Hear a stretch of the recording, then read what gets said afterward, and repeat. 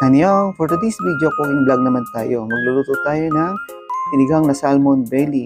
Bumili kami ng belly at saka ng ulo. Yung salmon belly is 10,000 won. Sa pera natin is 382 pesos. Tapos yung salmon head ay 2 piraso.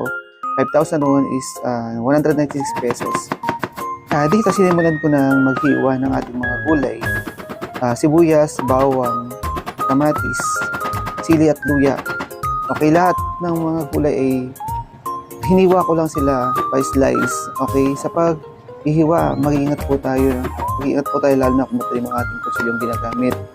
Okay, medyo mabilis ako maghiwa kasi sanay po tayo. Kasi natutunan natin maghiwa ng mga ganyan-ganyan dahil sa previous work natin kasi nagtrabaho rin tayo sa restaurant. Okay, previously nagtrabaho po ako sa restaurant. Kaya natutunan ko po paano maghiwa ng mga gulay-gulay. Tsaka kaya mabilis ako kasi yun ang lagi kong ginagawa. Yun ang trabaho ko dati.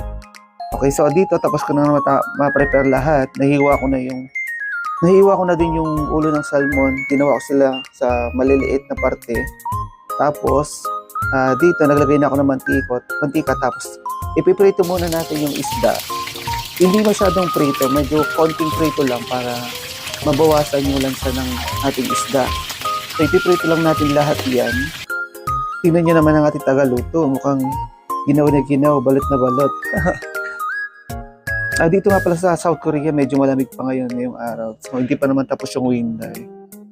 So, ayan, natapos ko na ang mga isda natin. Naprito na natin lahat. Tapos, susunod na natin yung paggigisa. Okay, so, una lagi sa akin yung bawang, sibuyas, tapos sinunod ko na rin yung kamatis, saka yung luya.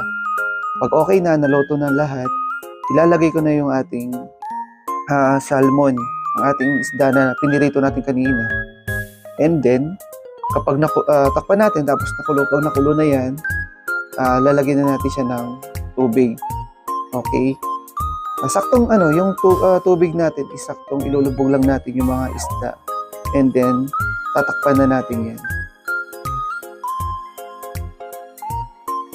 Okay, dito, kapag kumukulo na siya, pwede na tayong magsimulang magtimpla. Ako, pag nagtitimpla ako is, pinapakulo ko muna. And then, kapag nakulo na yung niluluto, doon pa lang ako magsisimula magtimpla para makuha natin yung tamang timpla. So, dito, naglagay lang ako ng mga pampalasa, betchin, asin, paminta, at saka yung ating sinigang mix. Okay? Yung sinigang mix natin is galing po kay Jigs na umuwi sa Pilipinas. So, nagpabili lang ako kasi nga mas mura yung sinigang mix natin dyan kaysa dito sa